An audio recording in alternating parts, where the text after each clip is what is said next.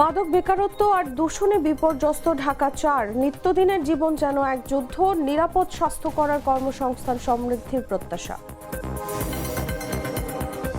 ভোটের প্রচার শুরুর দিন থেকেই সন্ত্রাসী গ্রেফতারে চলবে জোরালো অভিযান। আইন শৃঙ্খলা পরিস্থিতি পর্যবেক্ষণ করবেন ঊর্ধ্বতন কর্মকর্তারা। চানখারপুলে 6 হত্যা মামলার রায় আজ, সম্প্রচার হবে সরাসরি। উখিয়ায় রোহিঙ্গা ক্যাম্পে আগুনে পুড়ল 4.5 শতাধিক ঘর। আফগানিস্তানে চাইনিজ রেস্তোরাঁয় বিস্ফোরণের ঘটনায় নিহত 7, আহত হয়েছেন আরও অন্তত 13 জন। কারণ জানতে চলছে তদন্ত। এবং আফকন ফাইনালে বিশৃঙ্খলার নিষেধাজ্ঞার শঙ্কায় সেনেগালের খেলোয়াড়রা, ঝুঁকি নেই 2026 বিশ্বকাপে।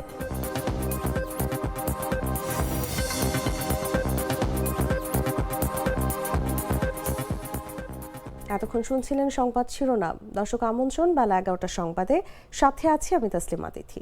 মশলা বদলে ফেলেছে, এবার আপনিও বদলে ফেলুন। একবার প্রাণ গুঁড়া মশলা ব্যবহার করেই দেখুন। চলে যাচ্ছি পুরো খবরে। ত্রয়োদশ জাতীয় সংসদ নির্বাচন উপলক্ষে প্রার্থীদের প্রচার শুরুর দিন 22 জানুয়ারি থেকেই রাজধানীতে সন্ত্রাসীদের গ্রেফতার ও অবৈধ অস্ত্র উদ্ধারে জোরালো অভিযান চালানোর সিদ্ধান্ত নিয়েছে ঢাকা মহানগর পুলিশ। এ সময় ঊর্ধ্বতন কর্মকর্তারা মাঠে উপস্থিত থেকে আইন শৃঙ্খলা পরিস্থিতি পর্যবেক্ষণ ও পুলিশের তৎপরতা তদারক করবেন। ডিএমপির একাধিক ঊর্ধ্বতন কর্মকর্তা জানান, জাতীয় নির্বাচনে ঢাকা মহানগরের ভোট কেন্দ্রগুলো নিরাপত্তার বিষয়টিতে সবচেয়ে বেশি গুরুত্ব দেওয়া হচ্ছে। নির্বাচনের প্রার্থীদের প্রচারণা শুরুর দিন অর্থাৎ 22 জানুয়ারি থেকে ডিএমপির বিশেষায়িত counter terrorism and transnational crime unit ও গোয়েন্দা শাখা মোতায়েন থেকে ঢাকায় সন্ত্রাসী গ্রেফতার ও অবৈধ অস্ত্র উদ্ধারে জোরালো অভিযান চলবে। ডিএমপি সূত্র জানায়, ঢাকায় নিরাপত্তার ঝুঁকি রয়েছে এমন কেন্দ্রগুলোকে গুরুত্বপূর্ণ এবং ঝুঁকি নেই এমন কেন্দ্রগুলোকে সাধারণ কেন্দ্র হিসেবে ধরে নিরাপত্তার পরিকল্পনা নিয়েছেন আইন শৃঙ্খলা রক্ষাকারী বাহিনীর সদস্যরা। ঢাকায় মোট 2131টি কেন্দ্র রয়েছে। এসব কেন্দ্রে 25,000 পুলিশ সদস্য দায়িত্ব পালন করবেন।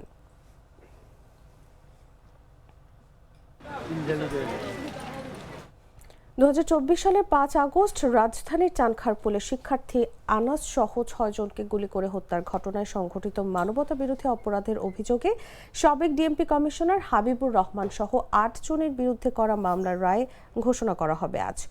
রায়টি বাংলাদেশ টেলিভিশনে সরাসরি সম্প্রচার করা হবে। মঙ্গলবার ট্রাইব্যুনাল 1-এর চেয়ারম্যান বিচারপতি মোহাম্মদ গোলাম মর্তুজা মজুমদারের নেতৃত্বাধীন 3 সদস্যের আন্তর্জাতিক অপরাধ ট্রাইব্যুনালের বিচারিক প্যানেল এই রায় দেবেন।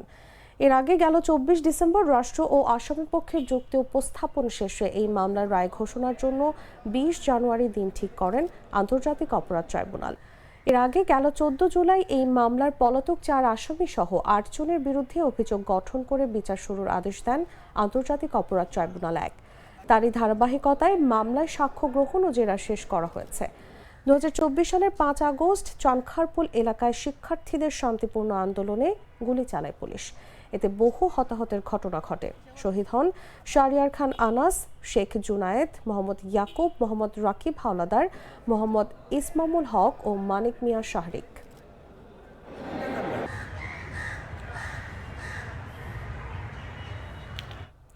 কক্সবাজারের উখিয়া রোহিঙ্গা ক্যাম্পে ফের ভয়াবহ অগ্নিকাণ্ড ঘটেছে। মঙ্গলবার ভোরে উখিয়ার ক্যাম্প 16-এর ব্লক ডিতে লাগা আগুনে 4.5 শতাধিক বসতঘর পুড়ে ছাই হয়ে গেছে বলে জানিয়েছেন ভুক্তভোগীরা।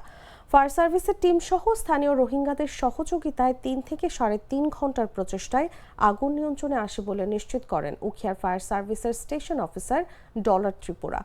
তিনি জানান, মঙ্গলবার ভোরে ক্যাম্প 16-তে আগুন লাগার খবর পেয়ে ফায়ার সার্ভিসের 8টি ইউনিট আগুন নিয়ন্ত্রণে কাজ করে। পাশাপাশি অন্যান্য আইন শৃঙ্খলা রক্ষাকারী বাহিনী সহ রোহিঙ্গা কর্মীদের সহযোগিতায় 3 থেকে 3.5 ঘন্টা চেষ্টা চালিয়ে আগুন নিয়ন্ত্রণে আনতে সক্ষম হয়। এতে 4 থেকে 4.5 শতাধিক বসতঘর পুড়ে ছাই হয়ে গেছে। তিনি আরো বলেন, আগুনের সূত্রপাত সম্পর্কে এখনও নিশ্চিত কিছু বলা যাচ্ছে না। এই ঘটনায় কেউ হতাহত হয়নি।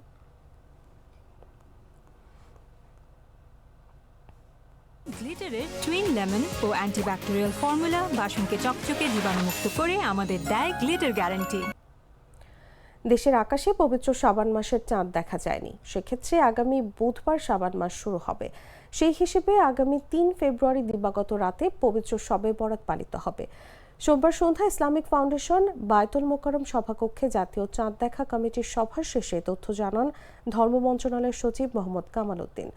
সভায় জানানো হয়, সব জেলা প্রশাসন, ইসলামিক ফাউন্ডেশনের প্রধান কার্যালয়, বিভাগীয় ও জেলা কার্যালয়, আবহাওয়া অধিদপ্তরের সব কার্যালয় এবং মহাকাশ গবেষণা থেকে প্রাপ্ত তথ্যানুযায়ী সোমবার সন্ধ্যায় বাংলাদেশের আকাশে কোথাও পবিত্র শাবান মাসের চাঁদ দেখা যাওয়ার সংবাদ পাওয়া যায়নি। ফলে আগামী বুধবার থেকে পবিত্র শাবান মাস গণনা শুরু হবে। সেই হিসেবে আগামী ৩ ফেব্রুয়ারি দিবাগত রাতে পবিত্র শবে বরাত পালিত হবে। হিজরি সনের শাবান মাসের ১৪ তারিখ দিবাগত রাত্রি ধর্মপ্রাণ মুসলমানদের কাছে বরাত বা সৌভাগ্যের রাত হিসেবে পরিচিত।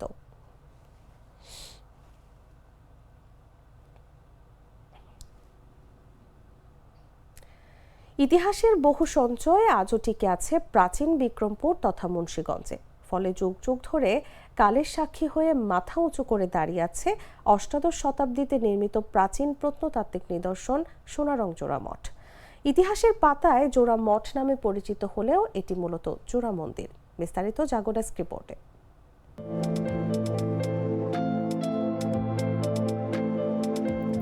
প্রাচীন স্থাপত্যের নির্মাণ শৈলী এবং দৃষ্টিনন্দন কারুকাজ যে কারো নজর কাড়ে। এ কারণে সাপ্তাহিক ছুটির দিন কিংবা বিশেষ দিনগুলোতে মঠ দেখতে দেশ বিদেশ থেকে ছুটে আসে সাধারণ দর্শনার্থী সহ নানা বয়সী পর্যটকরা। মুন্সিগঞ্জ টঙ্গিপাড়ি উপজেলার সোনারং গ্রামে অষ্টাদশ শতাব্দীতে নির্মাণ করা হয় সোনারং জোড়া মঠ। মঠের একটি প্রস্তরলিপি থেকে জানা যায়, এলাকার রূপচন্দ্র নামের তৎকালীন প্রভাবশালী এক হিন্দু বণিক 1843 সালে বড় মন্দিরটি এবং 1886 সালে ছোট মন্দিরটি নির্মাণ করেন। বড়টি কালী মন্দির ও ছোটটি শিব মন্দির। একসময় এই মঠ ঘিরে পূজা অর্চনায় এলাকা মুখরিত থাকলেও এখন তা কেবল একটি ঐতিহাসিক নিদর্শন। তবে প্রাচীন স্থাপনাটি ঘিরে দর্শনার্থীদের কিছু অভিযোগ রয়েছে।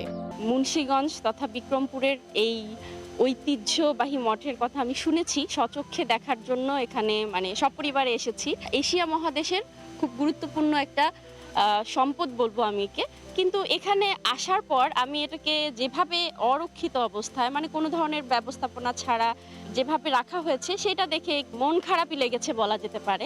প্রায় 264 ফুট উঁচু অষ্টভুজাকৃতির এই মঠ ভারত উপমহাদেশের সর্বোচ্চ মঠ হিসেবে পরিচিত। চুনসুরগিতে নির্মিত মঠটির দৈর্ঘ্য ও প্রস্থ প্রায় 21 ফুট। ভেতর ও বাইরের গম্বুজের শীর্ষে রয়েছে ত্রিশূল, সঙ্গে উপাসনালয় ও বারান্দা।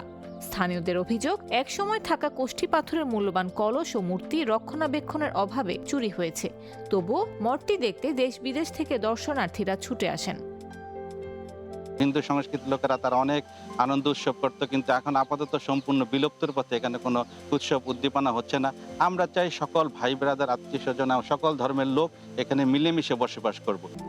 প্রাচীন ইতিহাসের এই অমূল্য সম্পদ রক্ষায় সোনারং জোড়া মঠ সহ জেলার অন্যান্য প্রত্নতত্ত্ব নিদর্শনগুলো সংরক্ষণে নানা উদ্যোগের কথা জানিয়েছে স্থানীয় জেলা প্রশাসন। আমাদের সোনারং জোড়া মঠ এটি এশিয়ার অন্যতম একটি বৃহৎ জোড়া মন্দির, জোড়া মঠ। এটিকেও রিসেন্ট সময়ে সংস্কারের আওতাভুক্ত করা হয়েছে এবং সংস্কৃতি বিষয়ক মন্ত্রণালয়ের নির্দেশনায় প্রত্নতত্ত্ব অধিদপ্তর একটি নতুন প্রকল্প গ্রহণ করা হয়েছে। মুন্সিগঞ্জের প্রায় 8-10টি যে সকল প্রত্নতাত্ত্বিক স্থাপনা যেটি রিসেন্ট সময়ে সংস্কার হয়নি, সেটিকে সংস্কার করে আরো বেশি পর্যটক বান্ধব এবং পর্যটকরা এসে সেখানে যেন আরো সুন্দরভাবে আমাদের প্রত্নতাত্ত্বিক নিদর্শনগুলো উপভোগ করতে পারে, সেটি সংস্কারের জন্য একটি নতুন প্রকল্প গ্রহণ করা হয়েছে। প্রত্ননগরী মুন্সিগঞ্জে ছড়িয়ে থাকা ইতিহাস ঐতিহ্যের সমৃদ্ধ স্থাপত্য নিদর্শনগুলো যথাযথভাবে সংরক্ষণ করা হবে, এমনটাই প্রত্যাশা স্থানীয়দের। নিউজ ডেস্ক, জাগো নিউজ। বাছাইকৃত লাল সরিষার দানা থেকে তৈরি হয় প্রাণ সরিষার তেল, আসল ঝাঁঝে আসল স্বাদে। জানাবো আন্তর্জাতিক সংবাদ।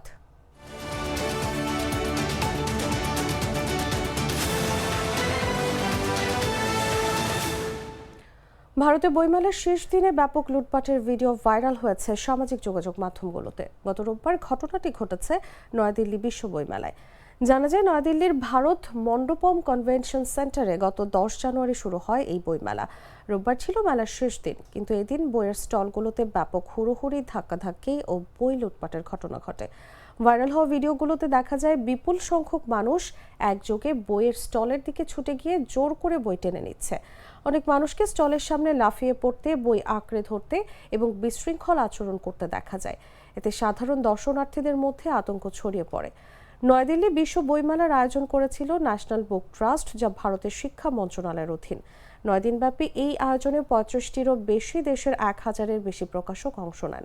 তবে ব্যাপক জনসমাগমের পাশাপাশি শেষ দিনের এই বিশৃঙ্খলা ভারতের রাজধানীতে বড় সাংস্কৃতিক আয়োজনে জনসমাগম ব্যবস্থাপনা এবং জন আচরণ নিয়ে নতুন করে প্রশ্ন তুলেছে।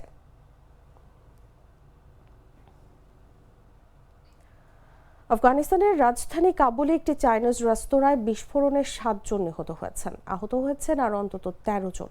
সোমবার বিকেলে শহরের কেন্দ্রীয় শাহর-ই-নাও এলাকায় এই ঘটনা ঘটে বলে জানিয়েছে জরুরি সেবা ও পুলিশ। এএফপির এক সাংবাদিক জানান, বিস্ফোরণের পর ঘটনাস্থলে পুলিশ ও অ্যাম্বুলেন্স মোতায়েন করা হয়। এলাকাটি ফুল বিক্রির জন্য পরিচিত। কাবুল পুলিশের মুখপাত্র খালিদ জাদরান বলেন, চাইনিজ নুডল নামের রেস্তোরাঁটিতে বিস্ফোরণটি ঘটে। সেখানে মূলত চীনা মুসলিমদের যাতায়াত ছিল। তার ভাষ্য অনুযায়ী নিহতদের মধ্যে একজন চীনা মুসলিম এবং 6 জন আফগান নাগরিক রয়েছেন। বিস্ফোরণটি রেস্তোরাঁর রান্নাঘরের কাছাকাছি ঘটে বলে জানিয়েছেন তিনি। ঘটনার কারণ জানতে তদন্ত চলছে। বিস্ফোরণের কয়েক ঘন্টার মধ্যেই ওই সড়ক যান চলাচলের জন্য খুলে দেওয়া হয়। রেস্তোরাঁর বিপরীত দিকের ভবনের জানালা ভেঙে গেছে বলে এএফপির আলোকচিত্রের ছবিতে দেখা যায়।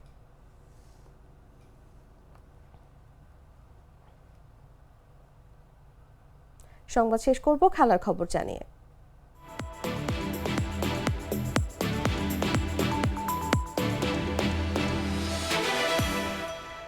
ফাইনাল মানেই চাপ ও উত্তেজনা, আর সেই উত্তেজনাতেই ভুল করে বসেন কোচ ও খেলোয়াড়রা। আফগানের ফাইনালে তেমন এক ভুল করে বসেছেন সেনেগালের কোচ পাপে থিয়াও। নিজের দলের বিরুদ্ধে রেফারির পেনাল্টি শটের সিদ্ধান্ত মেনে নিতে পারেননি তিনি। রেফারির উপর ক্ষোভ ঝাড়তে গিয়ে শিষ্যদের মাঠ ছাড়ার নির্দেশ দেন তিনি। সেই নির্দেশ অক্ষরে অক্ষরে পালন করেন খেলোয়াড়রা। পরে মাঠে ফিরে সেনেগাল চ্যাম্পিয়ন হলেও বিতর্ক রয়ে গেছে। সম্ভবত বড় ধরনের শাস্তিও এড়াতে পারবে না সেনেগাল। অনেকের চোখেই থিয়াও এমন কাজ করেছেন যেটা আফ্রিকান ফুটবলের জন্য অসম্মানজনক। কেবল কোচ ও খেলোয়াড়রা নয়, ফাইনালের শহর রাবার প্রিন্স আবদুল্লাহ স্টেডিয়ামের গ্যালারিতেও পুলিশের সঙ্গে সংঘর্ষে জড়ান দেশটির সমর্থকরা।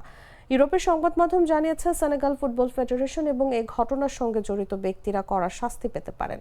তবে 2026 বিশ্বকাপে তাদের খেলা নিয়ে কোনো ঝুঁকি নেই।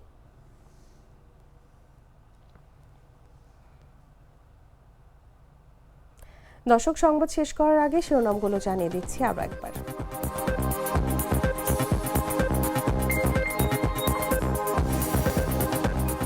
মাদক বেকারত্ব আর দূষণে বিপর্যস্ত ঢাকা 4। নিত্যদিনের জীবন যেন এক যুদ্ধ, নিরাপদ স্বাস্থ্যকর আর কর্মসংস্থান সমৃদ্ধির প্রত্যাশা। ভোটের প্রচার শুরুর দিন থেকেই সন্ত্রাসী গ্রেফতারে চলবে জোরালো অভিযান। আইন শৃঙ্খলা পরিস্থিতি পর্যবেক্ষণ করবেন ঊর্ধ্বতন কর্মকর্তারা। চানখারপুলে 6 হত্যা মামলার রায় আজ। সম্প্রচার হবে সরাসরি। উখিয়ায় রোহিঙ্গা ক্যাম্পে আগুনে পুড়ল 4.5 শতাধিক ঘর। আফগানিস্তানে চাইনিজ রেস্তোরাঁয় বিস্ফোরণের ঘটনায় নিহত 7, আহত হয়েছেন আরও অন্তত 13 জন। কারণ জানতে চলছে তদন্ত। এবং আফগান ফাইনালে বিশৃঙ্খলা, নিষেধাজ্ঞার শঙ্কায় সেনেগালের খেলোয়াড়রা, ঝুঁকি নেই 2026 বিশ্বকাপে।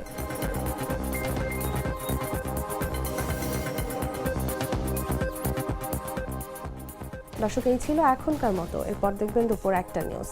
প্রতি মুহূর্তে সর্বশেষ খবর জানতে ভিজিট করুন jagonews24.com। ফলো করুন আমাদের ভেরিফাইড ফেসবুক পেজ এবং সাবস্ক্রাইব করুন জাগো নিউজের ইউটিউব চ্যানেল। ধন্যবাদ সবাইকে।